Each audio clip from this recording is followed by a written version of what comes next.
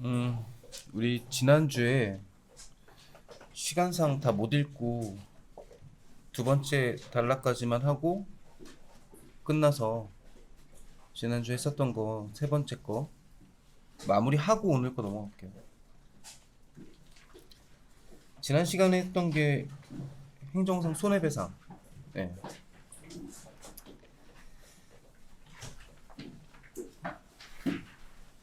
자, 국가배상법 제2조에 의한 국가배상 책임이 성립하기 위하여는 공무원이 직무를 집행하면서 타인에게 손해를 입혔을 것, 지금 조건이 명시되어 있는데,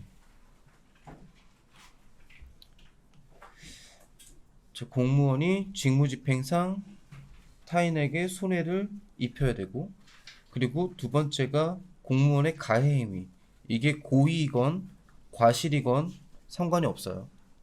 고의로 했어도 되고 과실이어도 상관없다. 왜냐면 이거 앞 단락에서, 지금 기억나는지 모르겠지만 앞 단락에서 국가 배상에 관련된 거는 민법을 준용한다라고 했거든요. 그 민사상 불법 행위와 동일한 개념이기 때문에 민사에서는 고의와 과실을 구분하지 않아요. 왜냐면 네가 잘했냐 못했냐를 따지는 게 아니라 너 때문에 내가 손해봤으니까 그거 배상해 라는 개념이에요. 그래서 일부러 했던 뭐 실수를 했던 간에 상관이 없어요. 형사에서는 고의와 과실을 엄격하게 구분을 하죠. 왜냐면 범죄가 성립하느냐 아니냐, 또는 범죄가 성립하고 난 이후에도 고의로 인한 범죄냐 과실로 인한 범죄냐 이걸 따지기 때문에. 근데 민사는 따지지 않아서 공무원의 가해행위가 고의이냐 또는 뭐 과실이냐 이거는 문제 삼지 않는다. 그 법령에 위반하여 행하여졌을 것, 그 다음 당연히 손해가 발생해야 되겠고, 그 다음에 공무원의 불법한 가해행위와 손해 사이에 인과관계가 있어야 된다. 이때 인과관계는 상당한 인과관계예요. 누가 봐도 이것 때문에 이렇게 된 거야가 되어야 되죠. 민법상 불법행위를 아는 사람은 이것 지금 딱 읽었을 때 민법상 불법행위의 성립요건과 일치하는데 이걸 느꼈을 거야. 선이, 그치? 우리 민법에서도 불법행위가 성립하기 위한 요건을 따질 때 손해발생 또는 그리고 가해행위와 손해발생 간의 인과관계, 그 다음에 고의 또는 과실, 그 다음에 위법성, 책임성 뭐 이렇게 따져요. 똑같아요. 외울 필요는 없죠. 국가배상법 제2조는 공무원 또는 공무를 위탁받은, 그러니까 꼭 공무원은 아니어도 돼요. 그 공무를 위탁받아서 대리하는 사람도 해당된다는 얘기지. 위탁받은 사인, 그러니까 일반 개인이에요. 사인을 국가배상법상 공무원으로 규정하고 있다. 국가배상법 제2조상의 공무원은 국가공무원법 또는 지방공무원법상의 공무원뿐만 아니라 널리 공무를 위탁받아 실질적으로 공무에 종사하는 모든 자를 포함한다.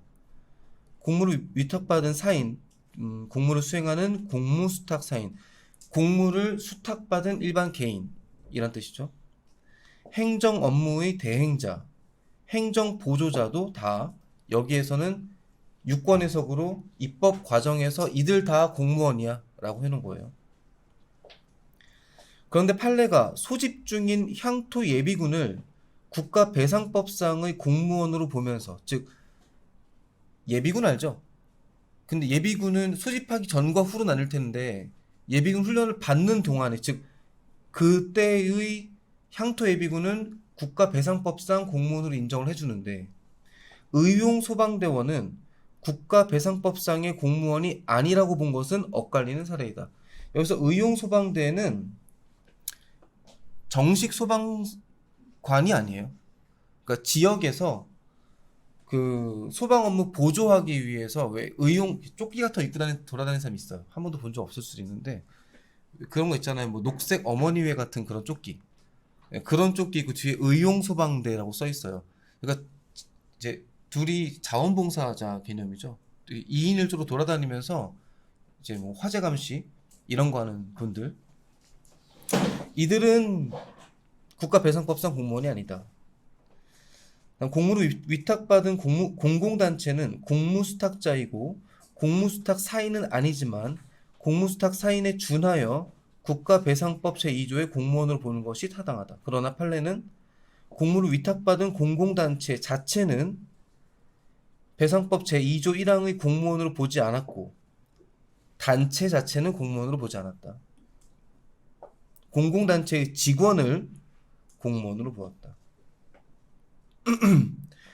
행정기관이 국가배상법 제2조의 소정의 공무원이 될 수 있는지에 관하여 견해가 대립하고 있는데 판례는 행정기관이 실질적으로 공무를 수행하는 경우 국가배상법상의 공무원으로 본다. 그러니까 행정기관 자체는 안 본다. 단 수행하면 본다. 다음 국가배상법 제2조가 적용되는 직무행위. 이제는 아까 위에서는 이제 공무원은 이거야 라고 정해준 거고 직무행위에 관하여 판례 및 다수설은 공권력 행사 외에 비권력적 공행정작용을 포함하는 모든 공행정작용을 의미한다고 본다. 그러니까 이때의 직무행위는 공행정작용이래요. 공공의 행정작용. 국가 또는 공공단체를 할지라도 공권력의 행사가 아니고 순전히 대등한 지위에서 사경제의 주체로 활동하였을 경우에는 그 손해배상의 책임에 국가배상법의 규정이 적용될 수 없고 민법이 적용된다. 무슨 뜻이냐면 행정기관이 어떤 일을 한다고 그거 다 공권력 아니에요. 행정기관도 뭐라고 표현해야 되지? 여러분이 다니는 학교에서 비품 쓸 거 아니야. 선생님들도 이제 뭐 펜도 쓰실 테고 또 필요한 비품들 사고 할 거 아니에요. 이럴 때 계약을 체결하는 과정은 그건 대등한 지위에서 계약을 하는 거예요. 야, 우리 예를 들어 회사에서 교무실에서 선생님들끼리 쓰실 컴퓨터를 구입을 해. 그러면 학교가 공적으로 구매하는 거니까 뭔가 특혜를 줘야 해 라고 뭔가 강압적인 규정이 있다라면 그거는 공권적 행사죠. 그럼 그건 공행정작용이에요. 그럴 때 뭔가 문제가 생긴다라면 그것은 당연히 국가배상법상의 문제가 되겠지만 그렇지 않은 예를 들어 일반적인 대등한 지위에서 사인과 사인 간의 관계처럼 맺는 계약이라면 그것은 공행정작용이 아니다. 그래서 민법이 그런 경우에는 민법이 적용된다. 국가배상법 제2조의 직무행위에는 입법작용과 사법작용도 포함된다. 그러니까 국가배상법상 그 직무 지금 순서 어떻게 되는지 알겠어? 처음에 1, 2에서는 국가배상 다시 말해서 행정상 손해배상이 이런 거야 라고 의미를 알려줬고 그 다음에 이 국가배상법상 행정상 손해배상 청구가 성립하기 위해서는 일단 주체, 공무원은 이런 사람들이 공무원이야. 그 다음에 두 번째, 그 위법한 직무행위, 그 직무행위는 도대체 어디까지 포함되냐. 이 직무행위. 근데 이 직무행위에는 행정기관의 행정뿐만이 아니라 삼권분립의 입법부의 행위, 그 다음에 사법부의 행위도 포함된다. 그 다음 공무원의 불법행위에 의한 국가의 배상 책임은 공무원의 가해행위가 직무집행행위인 경우뿐만 아니라 그 자체는 직무집행행위가 아니더라도 직무와 일정한 관련이 있는 경우, 즉 직무를 집행하면서 행하여진 경우에 인정된다. 종래의 통설은 직무를 집행하면서의 판단에 있어 외형설을 취하고 있다. 겉으로 보여지는 거죠. 외형설에 의하면 직무집행 행위뿐만 아니라 실질적으로 직무집행 행위가 아니더라도 외형상 직무행위로 보여질 때에는 직무를 집행하면서 행한 행위로 본다. 그러나 공무원의 가해행위와 직무와의 사이의 직무 관련은 실질적 객관적 직무 관련과 엄격한 의미의 외형상 직무 관련을 포함하는 것으로 보는 것이 타당하다. 외형적 직무 관련은 행위자인 공무원의 주관적 의사와 관계없이 공무원의 불법행위가 외형상 직무행위라고 판단될 수 있는지 여부가 그 판단 기준이 된다. 이에 반하여 실질적 직무 관련은 직무와 공무원의 불법행위 사이의 내용면에서의 관련 여부와 시간적, 장소적, 도구적 관련 등을 종합적으로 고려하여 구체적인 경우에 직무가 공무원의 불법행위의 원인을 제공하였다고 볼 수 있는지 여부가 그 판단 기준이 된다. 판례가 외형설만을 취한 것으로 보는 견해가 많으나 판례는 외형설에 입각함과 동시에 실질적 직무 관련 여부를 기준으로 하고 있고 둘 중에 하나에만 해당하면 직무 관련성을 인정한다고 보아야 한다. 판례는 외형적 직무 관련을 널리 인정하고 있다. 그러니까 어렵게 볼 필요 없어요. 그럼 도대체 직무 관련 행위가 어디까지인데 통상적으로 외형적으로 누가 봐도 이거 직무행위야 라고 보여지면 그러면 직무행위다.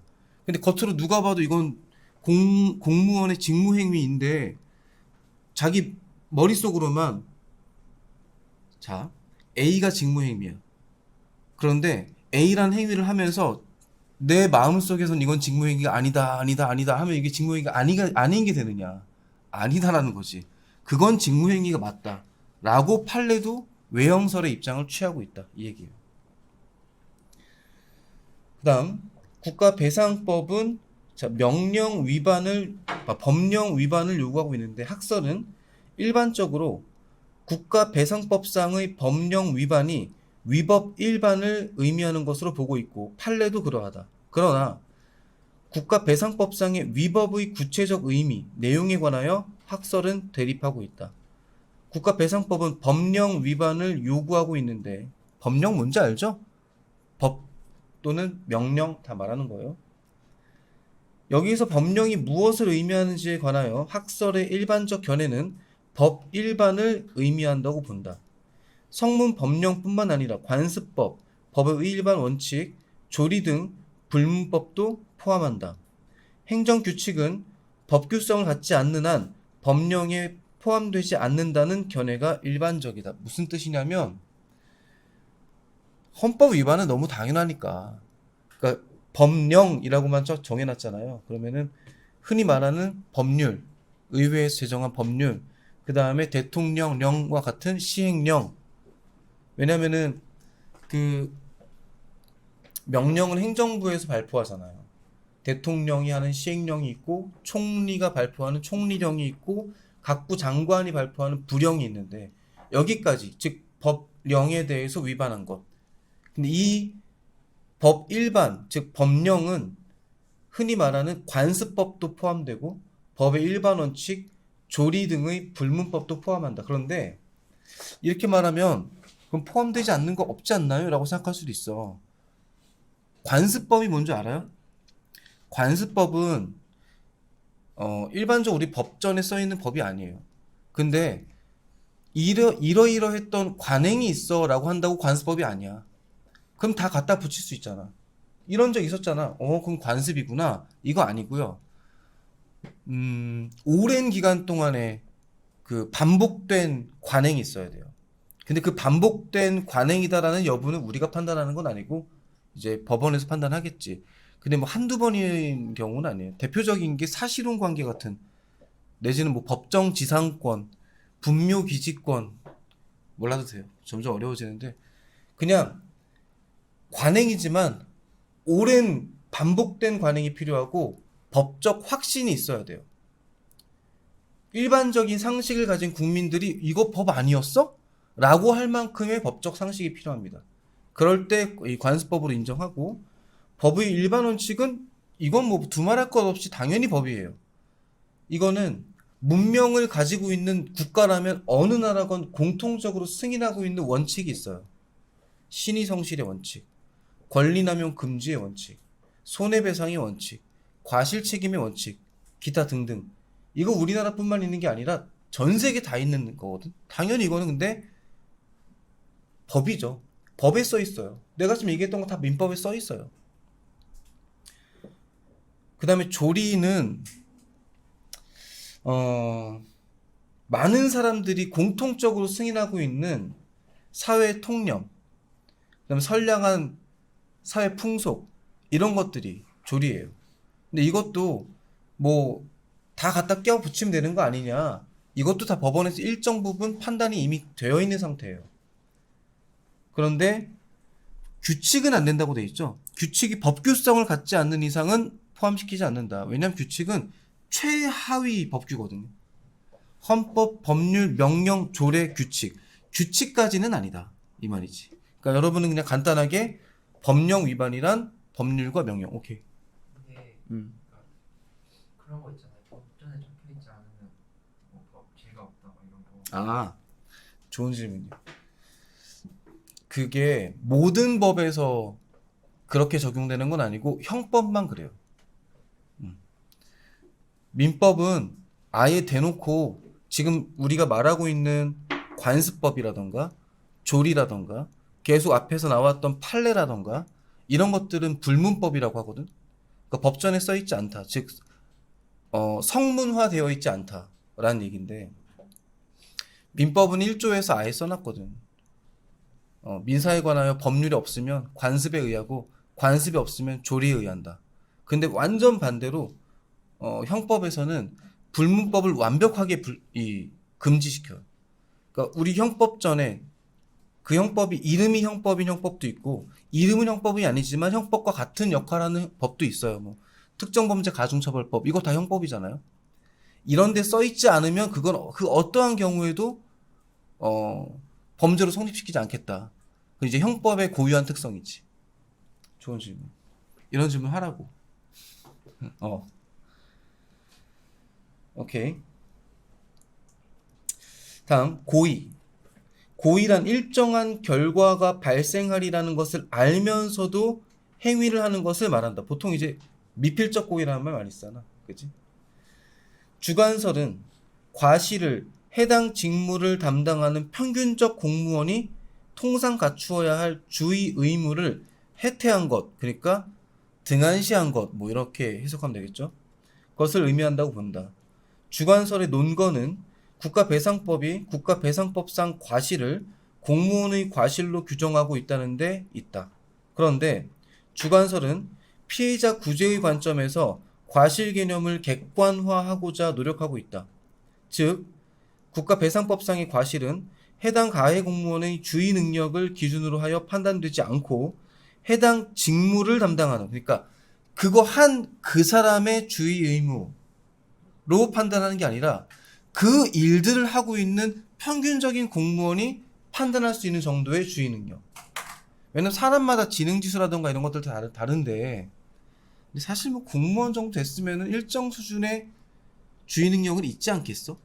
하지만 업무의 강도라던가 또는 고도화라던가 뭐 이런 부분에 따라서 9급 정도의 수준의 공무원들이라면 이 정도는 이해 못했을 수도 있겠는데 라는 정도는 이제 그 사람이 아니라 일반적인 평균적인 공무원의 그 능력으로 판단하겠다 이 얘기죠. 그래서 추상적 과실을 의미한다. 또한 그 위반이 과실로 되는 공무원의 주의 의무는 해당 직무를 담당하는 평균적 공무원이 해당 직무의 수행을 위하여 통상 갖추어야 할 주의 의무이다. 그리고 가해 행위가 공무원의 행위에 의한 것으로 보여지는 한 가해 공무원의 특정은 필요하지 않다.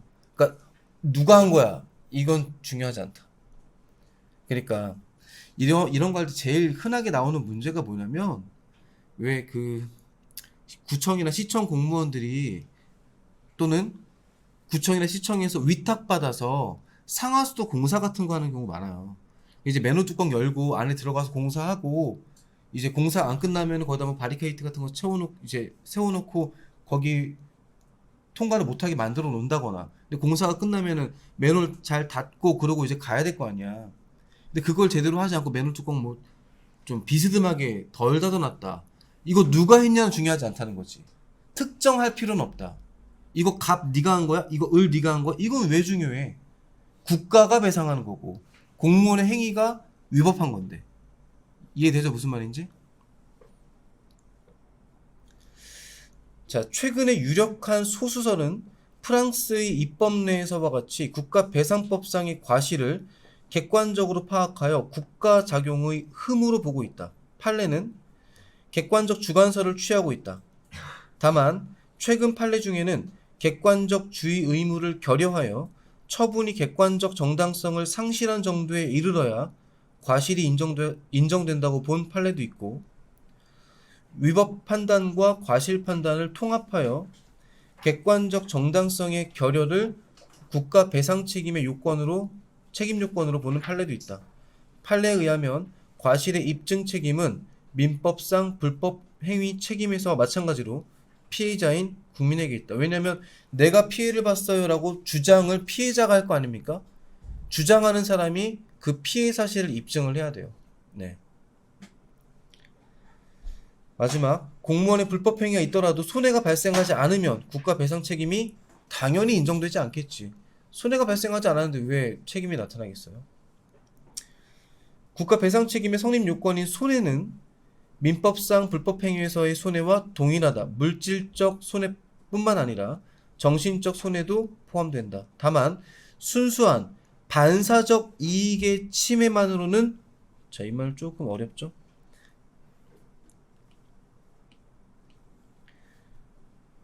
반사적 이익의 침해만으로는 손해가 발생하였다고 할 수 없다. 반사이익.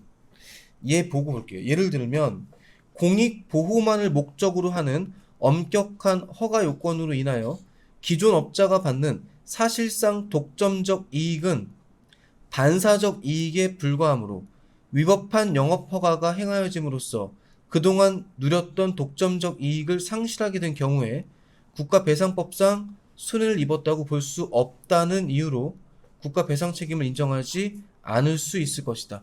무슨 뜻인지 알아요? 그러니까 갑이라는 사람이 어떠한 영업을 하고 있었어. 근데 걔한테만 이 영업 허가해줬던 게 기존에 사실상 잘못된 일이었어. 이걸 이제 바로잡고자 이 영업을 을도 할 수 있도록 영업 허가를 해주는 거야. 그러면 갑은 을이라는 경쟁 업자가 생김으로 인해서 기존보다 이익이 줄어들겠죠. 이런 경우는 이제, 그러니까 기존에 갑이 받았던 이익은 반사적 이익이에요. 허가에 관련된 거는 다 행정기관에서 관할하는 거잖아. 그래, 너 이거 영업 허가 해줄게. 근데 이걸 안 해줬기 때문에 본인이 얻었던 독점적 이익이었잖아. 그럼 이거는 본인이 잘해서가 아니라 얘네가 잘못해서 얻었던 거죠. 그런 건 반사이익이지. 근데 이거를 제대로 한 거야. 그럼 이 반사이익이 감소하겠지. 이거는 공무원이 위법한 행위로 볼 수 없고, 이에 따라 이걸 또 손해라고 볼 수도 없다. 이 얘기죠. 가행위인 공무원의 행위와 손해 사이에 상당 인과관계가 있어야 한다. 국가 배상 책임의 성립 요건인 상당 인과관계는 민법상 불법행위 책임에서의 그것과 동일하다. 오케이. 문제는 쉽습니다. 빨리 볼게요. 경찰관 갑은 범인 을을 검거하는 과정에서 가스총을 근접 발사하였고, 그 과정에서 을은 가스와 함께 발사된 고무마개에 눈을 맞아 실명하고 말았다. 이에 을은 국가가 피해를 구제해줘야 한다며 소송을 제기하였고, 법원은 갑이 범인 체포 과정에서 지켜야 할 최소한의 안전수칙을 준수하지 않은 것은 장비 사용으로 인한 사고 발생을 미리 막아야 할 주의 의무를 소홀히 한 것이라며 원고 승소 판결을 하였다. 기억에, 위의 소송에서 원고는 을, 피고는 갑이 된다. 피고는 국가가 되겠죠. 법원은 갑의 행위가 위법한 직무행위에 해당한다고 보았다. 그렇지? 그러니까 원고 승소한 거죠. 을은 피해를 구제받기 위해 행정상 손실이 아니라 손해배상. 리을의 갑의 중과실이 인정될 경우 국가는 갑에게 구상권 행사할 수 있다. 이거 맞는데 이거는 일부러 그냥 위에 없지만 알려주려고 써놨어요. 자, 그런 말 들어봤나? 경찰들이 범인 검거하는 과정에서 일반적인 경우에는 그 정당 행위로 위법성이 조각돼서 불법행위 책임이 안 나와요. 안 그러면은 수갑 채울 때마다 팔 뒤로 꺾고 하면 다 폭행죄로 다 들어가야 돼. 그럼 검거를 못 합니다. 그리고 경찰들이 이제 제일 우리 영화를 너무 많이 봐서 그래. 영화에서는 경찰들이 범인을 겁나 패잖아. 실제로 못 해요. 왜냐면은 그들도 인권이라는 게 있다라고 인정하기 당연히 있겠지. 아무리 범죄자라도. 그리고 확정 판결 받기 전까지는 무죄 추정이니까 이제 검거하는 과정에서 좀 중대하게 폭행을 했다. 그걸로 이제 손해배상 청구를 한다. 그러면 일단 국가가 배상을 해줘요. 근데 이거는 폭행이라는 건 고의성 가지고 건너 때린 거잖아. 중과실이 인정된다는 거지. 그러면 경찰이 일단 그 빨리 배상을 해줘야 되니까 피해자라고 합시다. 범인. 그 피해자한테 국가가 배상해 줍니다. 그리고 경찰한테 국가가 구상권 청구해요. 그리고 경찰의 이 진압은 소극적이 될 수밖에 없는 거예요. 이해돼요? 무슨 말인지? 그러니까 국가가 피해자에게, 여기서 원고죠. 원고에게 배상을 했다 하여 경찰, 그 해당 공무원의 과실이 또는 책임이 없어지는 건 아니에요. 끝까지 져야 됩니다. 2번 옳지 않은 것. 위에 본문에 나와 있던 내용이니까 안 읽을게요. 바로 필요한 것만 찾아볼게요. 기억에. 판례는 공무를 위탁받은 공공단체 자체도 국가배상법 제2조 1항의 공무원으로 보았다. 아까 뭐라 그랬죠? 단체 자체는 공무원으로 보지 않았다. 공공단체의 직원을 공무원으로 보았죠. 니은에 대법원은 사경제 주체로서의 활동은 공무원의 직무라 보지 않았다. 어때요? 맞죠? 사경제 주체에서는 공직으로 보지 않았죠. 대법원은 공무의 위탁이 일시적인 경우에도 국가배상법상 공무원으로 판시하였다. 맞습니다. 이거는 여기 써있죠? 공무의 위탁이 일시적이고 한정적인 사항에 관한 활동을 위한 것이라도 달리 볼 것은 아니다. 리을에 외관상 공무원의 직무행위로 보여지는 경우라도 실질적으로 직무행위에 속하지 않다면 해당 행위를 공무원의 직무집행으로 보지 않았다. 자, 우리나라는 외형설을 판례도 채택하고 있죠? 그렇기 때문에 외관상 공무원의 직무행위로 보여지는 경우라면은, 그런 경우라면은 공무원의 직무집행으로 보는 거죠. 3번 국가나 지자체의 손해배상 책임에 관하여는 국가배상법에 규정된 사항 외에는 민법을 준용한다. 맞고요. 판례는 행정기관이 실질적으로 공무를 수행하는 경우에도 국가배상법상 공무원으로 보지 않았다. 자, 판례는 행정기관이 실질적으로 공무를 수행하는 경우에 국가배상법상 공무원으로 보지 않았다. 실질적으로 공무를 수행하면 공무원으로 보았죠. 그죠? 얘가 틀렸죠. 다음 국가배상법 제2조의 법령에는 성문법뿐만 아니라 불문법도 포함한다. 맞고요. 대법원은 과실에 대해 해당 직무를 담당하는 평균적 공무원이 통상 갖춰야 할 주의 의무를 해태한 것으로 판시. 맞고, 국가배상 책임의 손해는 민법상 불법행위 책임에서의 손해와 동일하다. 맞죠? 오케이. 뒤에 여러분들이 하시고.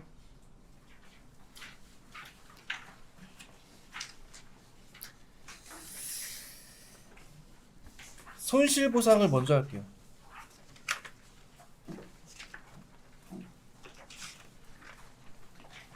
방금 손해배상 했으니까 손실보상 보고.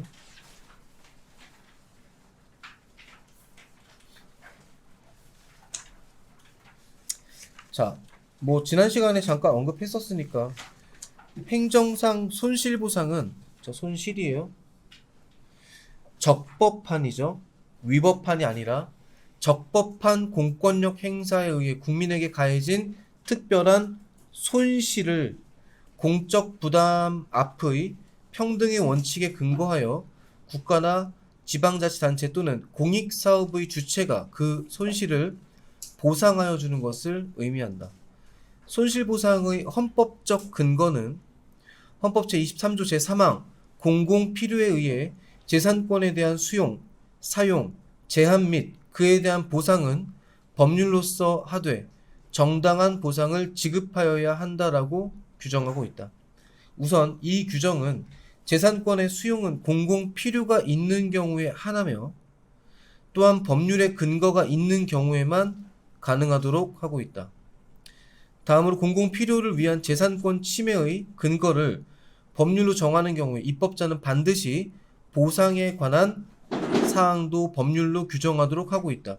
뭐 대표적인 게 토지수용법 같은 건데 밑에 써 있어요. 읽어보죠.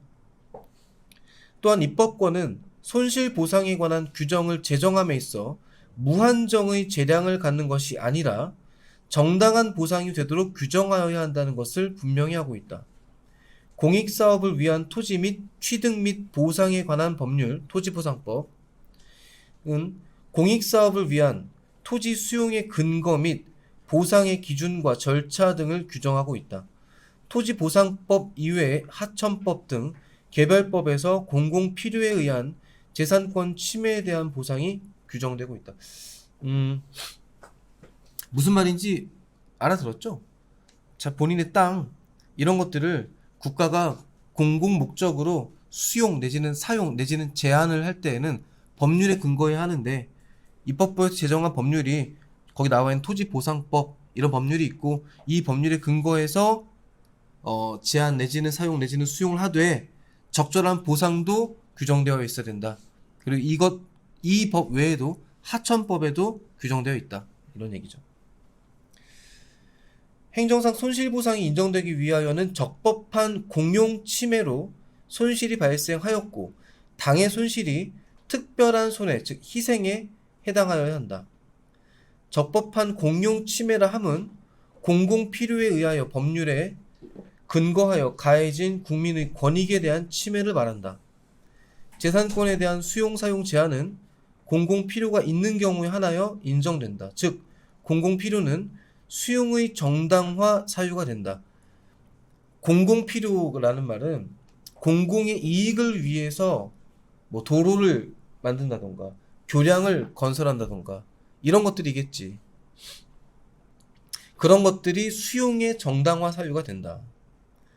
공공필요라는 개념은 공익이라는 개념과 비례의 원칙을 포함하는 개념이다. 비례의 원칙이란 우리 그 헌법 37조 2항에 보면 과잉금지 원칙이 도출돼요.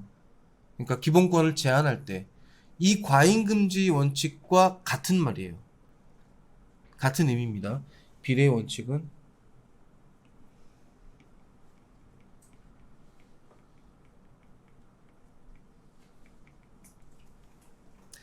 그러니까 기본권을 제한할 때에는 목적의 정당성, 뭐 수단의 적합성, 그 다음에 뭐 피해의 최소성, 뭐 여러 가지 뭐 법익의 균형성 여러 가지 있는데 이거 여러분 몰라도 되고 그냥 이렇게 보는 거예요. 기본권을 제한한다. 국가가 국민의 기본권을 제한을 해. 그럼 정확히 말하면 사익을 침해하는 거죠. 사익을 침해할 때 이때 사익 침해로 인해서 달성되는 공익이 현저히 크면 인정하겠다. 그러나 사익이 침해되는데 달성되는 공익 분명히 있어. 하지만 이 달성되는 공익이 아주 큰 게 아니야. 그러면 인정 안 하겠다. 이게 비례 원칙이에요. 공익사업에 공익성이 있어야 하고 수용으로 인하여 달성되는 공익이 수용으로 인하여 침해되는 이익보다 커야 한다. 수용으로 인하여 침해되는 공익의 예로는 환경상 이익, 문화재 보호 이익 등의 이익을 들 수 있다. 공공 필요성이 있으면 사인을 위한 수용도 인정된다. 다만 사인을 위한 수용의 경우에는 사인에게 부당한 특혜가 주어지지 않도록 공익보장책이 공용 침해 관련 법령에 마련되어야 한다. 이거 어떤 거냐면 사인을 위한 수용, 이해가 잘 안 되죠? 국가가 공공 목적으로 사인의 재산을, 뭐 토지를 제한하고 사용하고 수용하는 거는 아까 도로나 교량 등등 이해가 돼. 근데 국가가 어떠한 특정한 개인을 위해서 특정한 개인의 재산을 수용한다? 어떤 경우일까? 여러분 본 적 있는지 모르겠는데 사유지야. 그런데 고저택이야. 고택. 그러니까 되게 오래된 집이지 막 한옥으로 되어 있어가지고 뭐 안동김씨 무슨 고택 이렇게 써 본 적 있어요? 그거 개인 겁니다. 개인 건데 이건 보존의 필요성이 있죠. 그리고 거기를 오가기 위해서 이제 뭐 일정 부분 사람들이 사유지지만 소유자가 오픈을 하면 와서 구경도 할 수 있는 거잖아? 그럼 도로를 내야 돼. 근데 그 지나가는 도로에 다른 사람의 밭이 있는 거야. 그럼 그 밭을 뚫고 가야 되잖아. 그럼 이거는 그 밭에 어떤 일정한 손실을 주는 거죠. 이런 경우에 해당한다는 얘기지. 이런 경우는 사인을 위해서 사인의 재산을 국가가 수용할 수도 있다. 이렇게 보는 거죠. 자,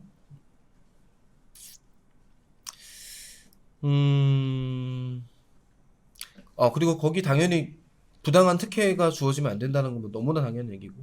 다음, 여기서부터죠.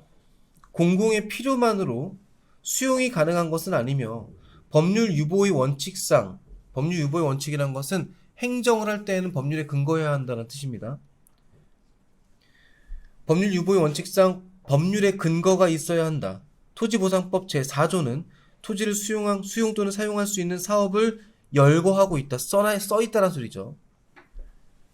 기타 개별 법률의 수용 또는 사용의 근거가 규정되어 있다. 법률의 근거가 있다 하더라도 공공의 필요가 없으면 수용은 인정될 수 없다. 공용 수용, 공용 사용, 공용 제한을 포괄하여 공용 침해라고 한다. 공용 수용이라 함은 공공 필요를 위하여 타인의 토지를 강제로 취득하는 것을 말한다. 수용은 통상 행정청의 결정에 의해 행해지지만 직접 법률의 규정에 의해 행해지는 경우도 있다. 공용 사용이라 함은 공공 필요를 위하여 특정인의 토지 및 토지 등 재산을 강제로 사용하는 것을 말하며 공용 제한은 공공 필요를 위하여 재산권에 대하여 가해지는 제한을 말한다. 손실보상이 인정되기 위하여는 손해가 현실적으로 발생하였어야 한다. 판례는 공익사업과 손실 사이에 상당 인과관계가 있어야 손실보상의 대상인 손실이 된다고 본다. 그러나 손실보상의 요건으로 공익사업과 손실 사이에 국가 배상 책임에서 요구되는 상당 인과관계가 있을 것을 요구하는 것은 타당하지 않다. 상당 인과관계 대신 당의 손실이 공익사업으로부터 예견된 것일 것을 손실보상의 한 요건으로 요구하는 것은 타당하다. 의도된 손실, 즉 직접 손실 뿐만 아니라 의도되지는 않았지만 예견 가능한 손실, 간접 손실, 수용적 침해도 손실보상의 대상이 되지만 예견 가능하지 않은 손실은 손실보상의 대상이 되지 않는다고 보아야 한다. 여기서 예견 가능한 손실 어떤 걸 말하냐면 직접 손실은 이제 알 거야. 직접 도로가 지나간다거나 이런 것들이에요. 근데 예견된 손실은 자 땅이 두 필지가 있어요. 한쪽 필지가 환경상 보호 목적으로 개발 제한 구역으로 지정된대. 그러면 바로 인접한 바로 맞닿아 있는 토지는 개발 호재가 생길까요? 아니 바로 옆에가 개발 제한구로 묶이는데 바로 옆에 있는 땅을 누가 개발할까요? 개발업자들이 개발할까? 땅값 오를까? 오히려 떨어지죠. 이제 개발을 못하는 땅으로 묶여버릴 테니까 직접 묶이는 건 아니지만 바로 옆에 땅이 묶여버리니까 더 이상 개발이 안 돼요. 왜냐면 생각해봐. 건물을 만들어.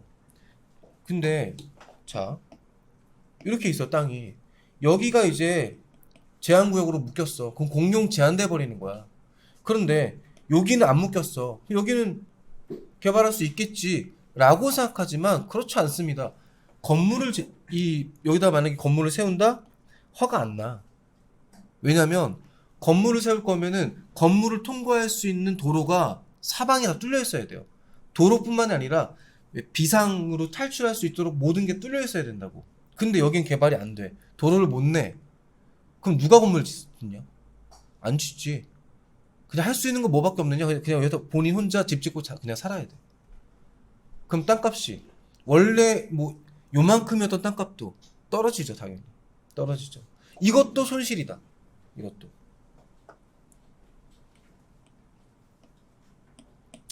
다음. 공공 필요를 위한 재산권의 침해가 있는 경우에 손실 보상이 되기 위하여는 그 침해로 인한 손실이 특별한 희생에 해당하여야 한다. 그 손해가 재산권에 내재하는 사회적 제약에 불과한 경우에는 재산권자가 수인하여야 한다고 보고 있다. 이러한 해결은 재산권의 공공성의 관념에 기초하고 있고 이 관념의 헌법적 근거는 아까 나왔던 얘기죠. 23조 제2항이다. 그런데 실제에 있어서 어떠한 손해가 특별한 손해인지 아니면 재산권에 내재하는 사회적 제약인지 불명확한 경우가 많다. 이 문제는 주로 재산권이 박탈되는 수용의 경우가 아니라 재산권의 사용 또는 수익이 제한되는 공용 침해, 즉 공용 제한의 경우에 주로 제기된다. 아까 얘기했던 그런 케이스예요. 대표적인 예가 도시지역에서의 개발 제한구역의 지정으로 인하여 개발 제한구역 내에 있는 토지 소유자가 받는 손실이다. 이에 대해서는 여러 학설이 있지만 우리나라의 통설은 형식적 기준설과 실질적 기준설이 일면의 타당성만을 갖는다고 보고 형식적 기준설과 실질적 기준설을 종합하여 특별한 희생과 사회적 제약을 구별하여야 한다고 본다. 이를 복수 기준설이라 한다. 즉 토지 등을 종래 목적대로 사용할 수 없거나 재산권의 이용이 제한되었음에도 손실보상을 하지 않는 것이 가혹한 경우 특별 희생에 해당한다. 오케이. 1번 미출신 부분에 제기할 수 있는 행정구제제도 옳지 않은 것. 일부 주민의 토지가 생태공원 조성 사업에 포함된대요. 그건 뭐야? 제한되는 거잖아요. 그죠? 공용 침해죠. 1번에 공평 부담의 원칙과 옳지 않은 거예요. 과실 책임주의에 따른 제도이다. 이 손실 보상을 하는 게 미출신 부분에서 제기할 수 있는 행정구제 제도가 뭐겠어요? 행정상 손실보상제도잖아. 이거는 공평부담의 원칙과 과실책임주의에 따른 제도이다. 자, 공평부담의 원칙은 맞아요. 무슨 뜻이냐면 봐봐. 공공의 필요에 의해서 공용 침해하는 거잖아. 그럼 이거는 특정한 누군가만 이용하는 게 아니라 국민이 다 이용하는 거야. 저는 거기 죽을 때까지 한 번도 갈 일이 없는데 뭔 상관. 그냥 나뿐만 아니라 다른 국민들이 공공으로 이용한다는 얘기지. 그러면 이 손실을 메꿔주는 건 뭘로 메꾸는 거예요? 세금으로 메꾸는 거야. 그죠? 그래서 공평으로 부담한다. 이건 맞아요. 근데 과실 책임이 아니죠. 무과실 책임에 근거하는 거죠. 과실 책임이 틀렸습니다.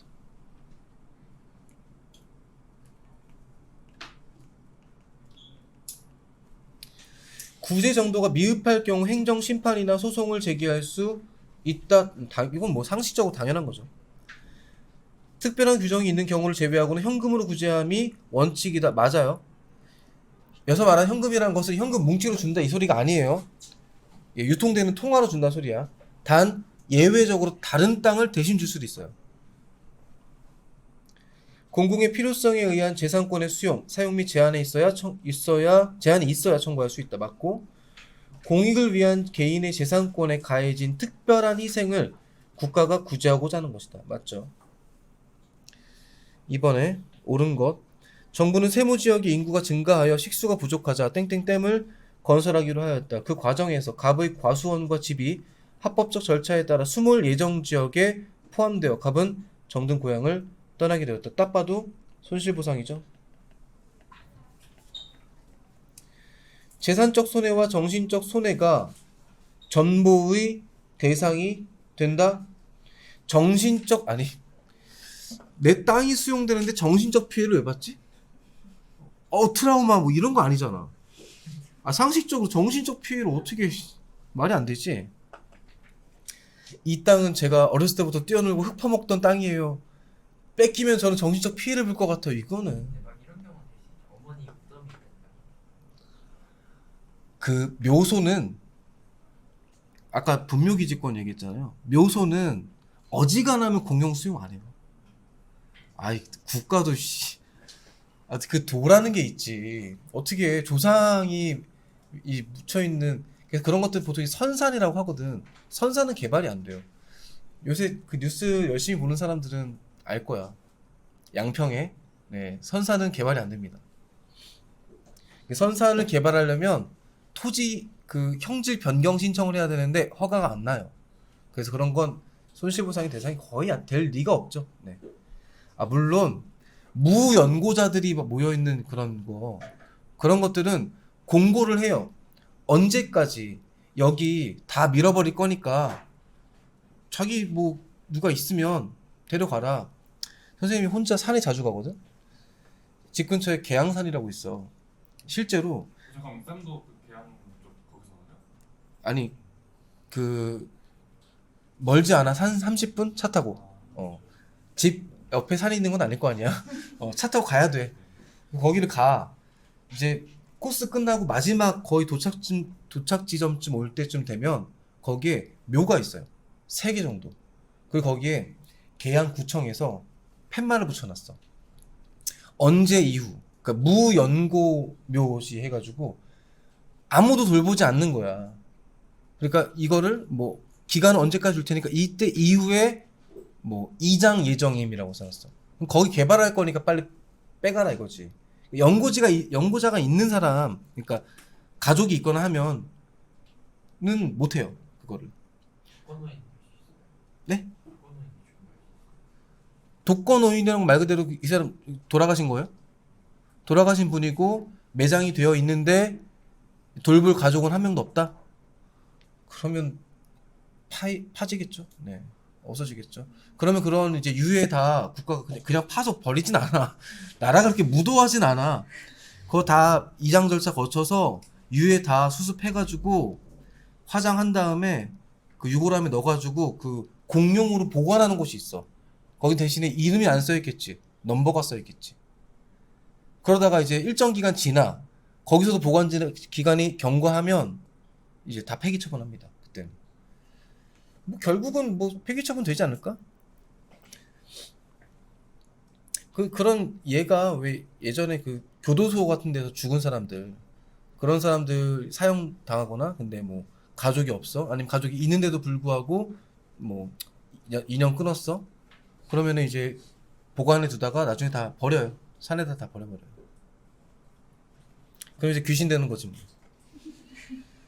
그다음 정신적 손해 얘기하다 여기까지 왜 왔어? 이거 아니야.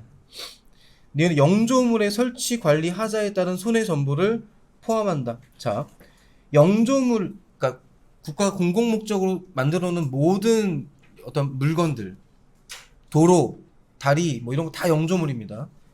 이것에 대해서 설치 관리 하자. 이거 우리 다음 시간에 할 건데, 이로 인해 발생한 피해는 위법한 거잖아요. 손실이 아니죠. 손해죠. 디글리에 맞겠죠? 3번. 저기 잼민이들이 다시 춤을 한 것 같아 뒤에. 자, 법적 요건. 갑이 거주하고 있는 지역은 최근 개발 제한구역으로 적법하게 지정. 그래서 갑은 국가로부터 손실보상을 받고자 한대요. 기억. 갑이 받게 되는 불이익이 특별한 희생인가 중요하죠. 공공영조물의 설치 관리 하자는 손해배상에 관련된 내용이고요. 개발 제한구역의 지정이 공공의 필요에 의한 것인가 중요하죠. 개발 제한구역의 지정이 담당 공무원의 고의나 과실 이건 손해죠. 손해. 그죠? 자, 보상계획 공고라고 써있고요. 도로 개설 공사 등을 한 편입 토지의 보상 계획. 그러니까 도로가 들어서니까 이제 손실 보상 해주겠다 이 얘기잖아. 갑 사회적 공평 부담의 원칙을 토대로 해. 맞죠? 행정작용에 대한 사법적 구제 수단이야. 행정작용에 대한 사법적 구제 수단. 행정상 손실보상은 그냥 국가가 해주는 거예요. 이거 한자로 써는 이유가 있어. 이때의 사법은 뭐예요? 법원에서 소송을 통해서 구제받는다 소리야. 이거 행정소송이 아니잖아요. 그죠? 틀렸어요. 보상금액에 대해 불복할 경우 행정심판 제기할 수 있죠. 위법한 행정작용으로 인해 발생한 재산상의 피해를 구제해주는 위법한이 아니라 적법한 거죠. 그럼 답이 갑, 병 2번이죠. 됐죠? 다음 시간에 같이 있으니까 들고 와요.